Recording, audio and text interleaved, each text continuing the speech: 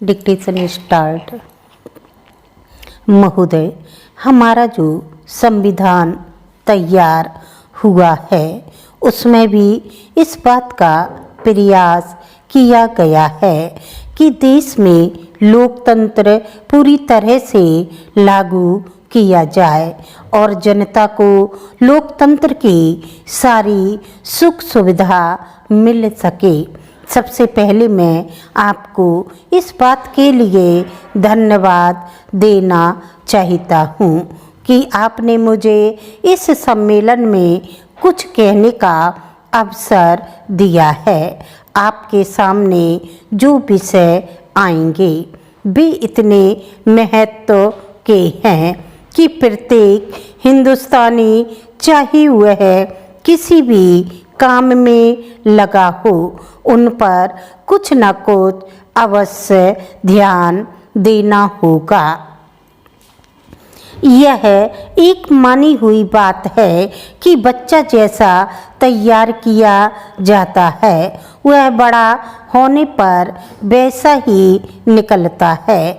शिक्षा का काम यही है कि उसको अच्छी तरह से सुलझे तरीके पर तैयार करें और उसको इस योग्य बनाएं कि उसे जिस भी किसी का काम में लगाया जाए वह उस काम को कुशलता और सफलता के साथ पूरा कर सकें। हमारे देश में जो शिक्षा पद्धति अभी तक जारी है वह नई नहीं है, बल्कि यदि मैं यह कहूँ कि वह 125 वर्ष पुरानी है तो गलत होगा। 125 वर्ष पहले जिस उद्देश्य को सामने रखकर यह शिक्षा पद्धति जारी की गई थी वह उद्देश्य अब नहीं रहा, पर शिक्षा पद्धति अब तक लगभग वही है। मैं मानता हूँ कि इस बात का प्रयत्न किया जा रहा है कि उसमें परिवर्तन किया जाए जिससे हमें अपनी आवश्यकताओं की पूर्ति में सहायता मिल सके। जहाँ तक मुझे मालूम है इस काम में अभी तक हम सफल नहीं हुए हैं। मैं तो शायद यह भी कह सकता हूँ कि उस शिक्षा पद्धति को बदलने में जो प्रयास किया जाना चाहिए था वह अभी तक नहीं किया गया है। इस देश में या सभी देशों में शिक्षा के 3 भाग होते हैं।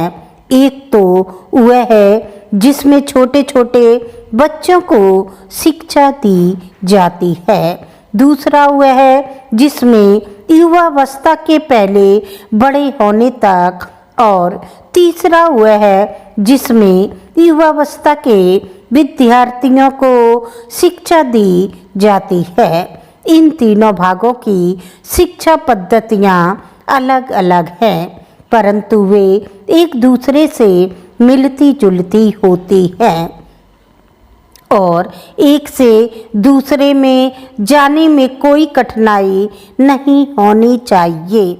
इसलिए यदि हम अपने देश की शिक्षा में सुधार चाहते हैं तो सबसे अधिक आवश्यक यह है कि सर्वप्रथम प्राथमिक शिक्षा में, उसके बाद माध्यमिक शिक्षा और फिर विश्वविद्यालय शिक्षा में सुधार किया जाना चाहिए। महोदय, आज इस समारोह में सम्मिलित होकर बड़ी प्रसन्नता हो रही है। जब से मैं आपके नगर में पहुंचा हूँ आपने जिस प्रेम और उत्साह के साथ मेरा स्वागत किया है उसके लिए मैं आपको धन्यवाद देता हूँ। मैं जानता हूँ कि यह स्वागत किसी व्यक्ति विशेष के लिए नहीं बल्कि यह देश के प्रति आपके प्रेम का प्रमाण है। भारतवर्ष जब से स्वतंत्र हुआ है उसके सामने बड़ी बड़ी कठिनाइयाँ रही हैं, परंतु ईश्वर की दया से हम एक एक कठिनाई को हल करते गए हैं और आज कहा जा सकता है कि अब हमें प्रगति के लिए प्रशस्त मार्ग मिल गया है। यदि हम चाहें और देश के लिए आपस में मिलजुल कर साहस तथा उत्साह के साथ काम करें तो संसार में यदि कोई चीज नहीं जो इस देश के लिए दुर्लभ हो। इसलिए एक ऐसे दिन का मानना जिस दिन देश की उन्नति के लिए एक बहुत बड़ा कदम उठाया गया था स्वाभाविक ही है।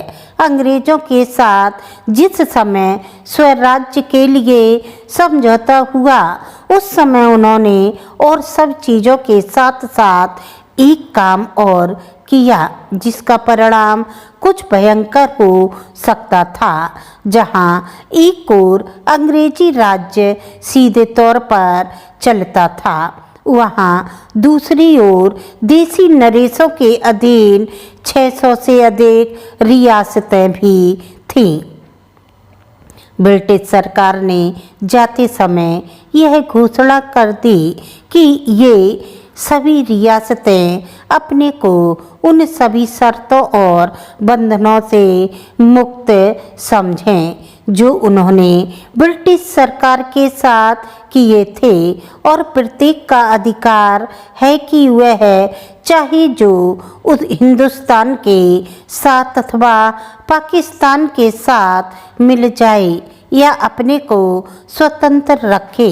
एक नीति के रूप में यह बात बिल्कुल ठीक थी, परंतु यदि हमारे देसी नरेशों के हृदय में भी वह देश प्रेम नहीं होता जो उन्होंने दिखलाया तो संभव था कि एक भारतवर्ष के बदले आज भारतवर्ष के कई टुकड़े होते हुए हैं। यह समस्या देश के एक भाग में अब तक तय नहीं हो पाई है और वह भाग कश्मीर का है। उसके लिए हम अभी भी चिंतित हैं। देसी नरेशों के देश प्रेम उनकी दूरदर्शिता और समय को पहचान कर उसके अनुसार अपने को ढाल लेने की उनकी शक्ति के फलस्वरूप ही भारत के दो टुकड़े हो जाने पर भी विशाल भारतवर्ष